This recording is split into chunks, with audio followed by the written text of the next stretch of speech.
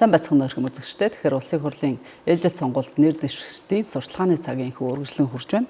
Энэ удаад бид иргэний хөдөлгөөний намын дэд дарга Мэнд баярын зол зээг нэвтрүүлэгтээ орж оролцуулж байна. Тэгэхээр хойр цагийн дагуу уулзсан таваас баяртай байна. Тэгэхээр сурталчилгааны хугацаанд ажил чамгүй их байгаа бах.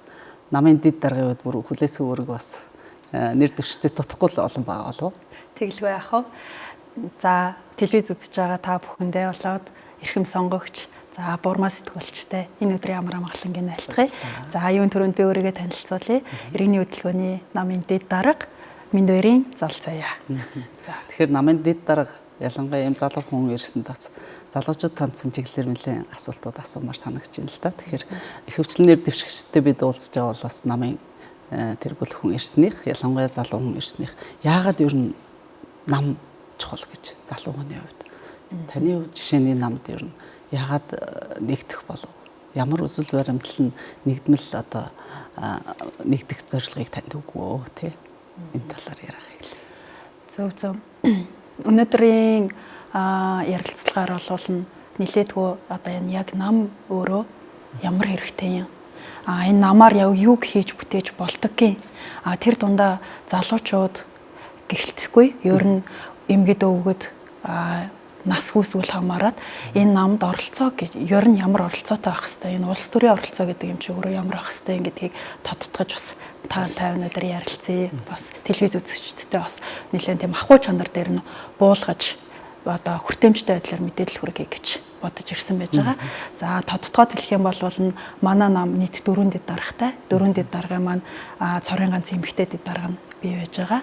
За тийм учраас бас энэ хүүхэд эмэгтэйчүүдтэй холбоотой, нийгэмтэй холбоотой асуудлуудыг бас энэ нам дээр буулгаж ойртуулж ярих юм бол хүний өрөнд бол нэлээд ойлгомжтой байх болов уу гэж харж байна.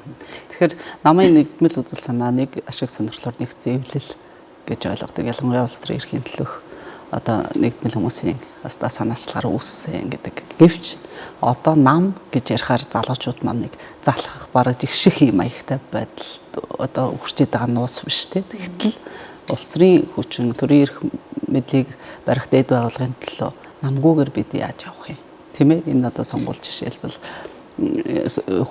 аль нэг хүчнийг төлөөлж намын эвсэл холбоотоос гарах хэрэгтэй тий. Тэгэхээр нам гэдэг яагаад чухал юм бэ гэдгийг чи залуучууд энгийн сайхан үгээр өөрөөрөө тайлбарлавал бас юу гэж хүргэх вэ? Би нэг бицэн түүх яриа гэж бодож байна. За ер нь болвол хувь хүнийхээ хувьд олон жил бизнесийн салбарт тэр дундаа санхүүгийн чиглэлээр үйл ажиллагаа явуулж ирчихсэн. За ингээд бизнес хийгээ явж байхад бол хүн маш их зүйлийг сурдаг юм байна. Тэгээ ингээд сураад ажиллаа хийгээд энгийн ээж хүний, эхнэр хүний, охин хүний тэ амьдралаа явж байхад надад маш том нэг асуулт байдаг байсан. Тэр нь энэ Монгол улс чинь ер нь хаа хүрэх хэвтэй юм бэ? Бид нэр хэн байх хэвтэй юм? Геополитикийн хувьд бол маш чухал байр суурь дээр байдаг гэдэг нь маргаангүй шүү дээ Монгол улсын хувьд. Гэтэл энэ геополитикийн чухал байр сууриа бид нар 13 дугаар зуунаас хойш тодорхой хугацаанд барьж явж исэн боловч түүнээс хойш алдагдуулсан. Тэгээ бид нар дахиад хүчтэй байж болох юм уу? Байвал нь яаж хүчтэй байх юм? Тэр дундаа одоо тан шиг, над шиг тэ бос хүн иргэн бүрийн оролцоо энэ хүчирхэг Монгол улсыг бий болгоход яаж хүчин зүтгэх ёстой юм бэ? Нэгдсэн гарын доор, нэгдсэн бодлогын доор яаж зангидах ёстой юм бэ? Гэдэг ийм том асуулт байсан. Тэгээ ингээд зүгээр одоо нийгмийн байр суурийг ингээ нийгмийн одоо явж байгаа нөхцөл байдал, эдийн засгийн нөхцөл байдлыг яг бизнесмен хүний одоо бизнес эрхлэгч хүний нүднээс ингээ харахаар зэрэг ийм хоорондоо уялдаа холбоогүй. Тэгээ хаашаа хин юу руу зүтгээд байгаа нь ойлгомжгүй. Хүн болго өглөө босоод амьдралынхаа төлөө, ахуйхаа төлөө зүтгээд идэг. Гэхдээ амжилтанд хүрээд байгаа нь хин юм бэ? Хаана байгаа юм бэ? Тэр амжилт гэдэг ч өөрөө юу юм бэ? Ялалт гэдэг ч өөрөө юу юм бэ? Энэ юу төрүүлж өсөж байгаа үр хөвгөдтэй бид нар эмэгд өвгдөөсөө өглөж авсан шиг энэ газар нутгийг хөндөхгүйгээр тэ бүснүүлэхгүйгээр буцаагаад өглөвлчд бид нар чадах юм уу? Гэт маш олон асуултууд бий болчихсон.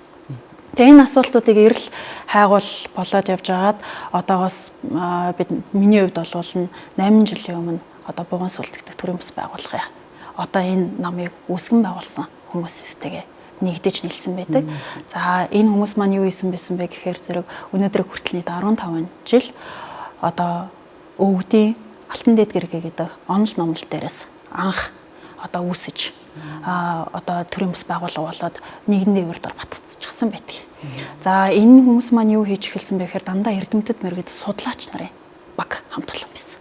Тэгээд эднэр маань болвол ерөөсөө Монгол хүн одоо энэ байгаа газар нутаг дээр Монгол яс цусны боломжин дээр тулгуурласан байдлаар ямар нэгэн изм ярилгүйгээр, ямар нэгэн шашин ярилгүйгээр, ямар нэгэн юм хурц үзэл баримтал ярилгүйгээр ерөөсөө Монгол хүн гэдэг ч өөрөө хий юм бэ? Яаж энэ төр тулс яг авч явах ёстой байдаг юм бэ? Иргэн нэгүрийн оролцоо өөрөө ямар авах ёстой юм бэ гэдэг маш нарийн судалгаануудыг хийгээд тэр хийсэн судалгааныхаа үндсэн дээр одоо нийгмийн эрүүл мэндийн санхүүгийн ингээд маш олон ургалж чиглэлүүдээр за ийм байх юм бол бид болвол хөгжиж болох юм а гэд 126 жилийн төлөвлөгөөг гаргацсан байж байгаа. За энэ 126 жилийн төлөвлөгөөг болвол бид нар 3 шатлалттайгаар 3 хувааж нэгдсэн зохион байгуулалтанд орж хэрэгжүүлэх юм бол манай энэ улсын одоо байгаа нөхцөл байдал эргээр иргэнэ гэдэг ийм үзэл баримталтайгаар бид нар улс төрийн нэг нам хэвсэл болж за түүнийгээ энэ их том нэгдсэн олон жилийн нүүр их хөдөлмөр дээр үндэслсэн төлөвлөгөөгөө хэрэгжүүлэх энэ боломж гарсан. Хайсны үндсэн дээр иргэний хөдөлгөөний намыг болвол дахин шинжилсэн зохион байгуулалтанд оруулж бүтэц зохион байгуулалттайгаар энэ удаагийн сонгуульд 124 нэр дэвшигчтэйгээр сонгуульд оролцож байгаагаар ийм онцлогтой байж байгаа. Маш өргөн бүрэлдэхүүнтэй оролцож байна. Дээр нь одоо нийслэл гэхэд дан эмэгтэйчүүдэд 100% төвшүүлсэн байх жишээтэй. Энэ бол бас нэг юм ялгарл санагдаж байна л да. Тэгэхээр гендерийн хувьд одоо энэ тэгш оролцоотой байх боломжуудыг намын гишүүдийн зүгээс хэрхэн яаж үүссэн? Одоо зөвхөн нийслэл гэхэд ягаад дан эмэгтэй гишүүдэд төвшүүлсэн? Энэ бас мэдээж бодлого чиглэлтэй уялдаатай л байгаа тий. Тэгэлгүй яг хоо бидний одоо гишүүн болгоны хэлж ярьж байгаа болгон за сонгуульд оролцож байгаа болгон за энэ гендерийн тэгш байдлыг харгалзаж байгаа болгон эргүүлээл нөгөө 126 жилийн төлөвлөгөөтэйгөө уялдуулсан нэгдсэн зохион байгуулалтанд нэг одоо мөр дор нэгдэж хийж байгаа юм арга хэмжээ байж байгаа.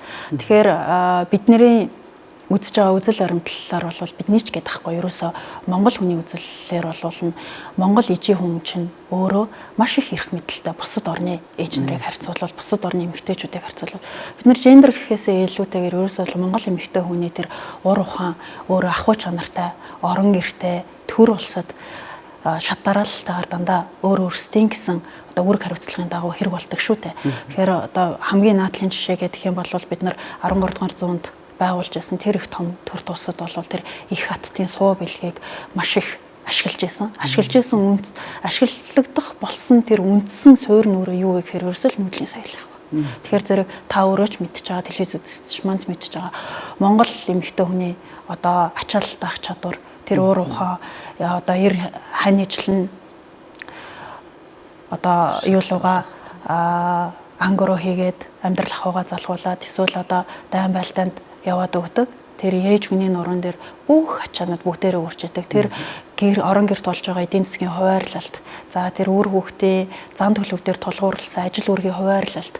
За тэгээд тэр хань ижлийнхээ дайны олзуулаад ангийн олцноос авчираад ирж байгаа олцны хуваарлалт гэд ингээд тэгээд тэр дөрвөн улирлын ааш аягт зохируулсан мал аж ахуй аж амьдрал гэдэг энэ noloгныг бүгднгийн зохицуулсаар байгаад Монгол эмэгтэй хүн ч өөрөө цаанаасаа ахуй чанар дээрээ тийм хүчрэхэг болоод хэдэн мянган жилээр бэлтгэгдсэн байж. Тэгээ энэ бэлтгэгдсэн ур ухааны чинь төрд хэрэглэхгүйгээд яах вэ? Тэ төмөн олон ч өөрөө сонсохгүйгээд яах вэ? Ийм одоо байдал дээр өөрсдийгөө хүчрэхэг гэдгийг бүрэн баталчихсан эмэгтэйчүүд байгаа гэдэг. Тэгэхээр бид нар бол энэ төрт улс за цаашлаад одоо ахуй чанараас ихсүүлээд төрийн том шийдэлтээр хүртэл Монгол эмэгтэй хүний байр суурь өөрөө шингэж, тэр Монгол эмэгтэй хүний ур ухаан өөрөө шингэж хамгийн зөв бодлого энэ газар нутаг дээр энэ Монгол хүндний цусны боломжн дээр хэрэгжүүлж болох тэр бодлогыг хэрэгжүүлэх боломжтой гэдсний үндсэн дээр одоо гендерийн тэгш байдлыг хангах гэхээсээ илүүтэйгээр ерөөсөө бодлогын хүрээнд бид нар сонсох ёстой. бид нар хэрэгжүүлэхэд Монгол эмэгтэй хүн чинь их тийм нарийн одоо хий бариад авсан ажлынхаа ард заавал гардаг юм одоо юутай шүү дээ.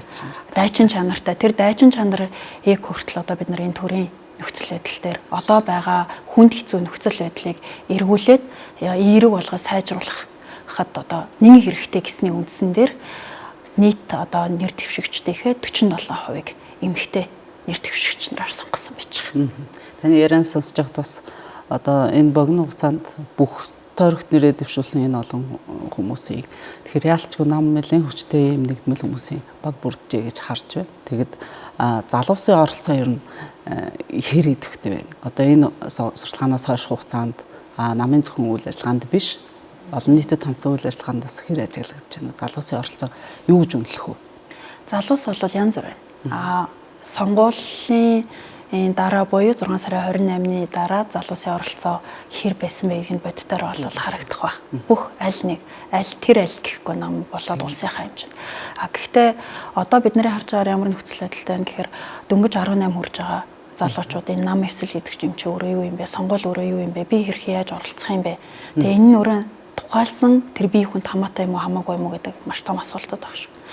За олон жил сонгуул өгсөн одоо бидний үеийн биднээс дээш одоо идэр залуу, эд залуу хүмүүсийн хувьд болвол нь сонголт хийхэд нэлээд мэдгүй бэрх байгаад тахшгүй. Яагаад гэвэл өнгөрсөн 30 4 жилийн түүх маань биднэрт бол тийм их сайхан дардан байсангүй шүү дээ.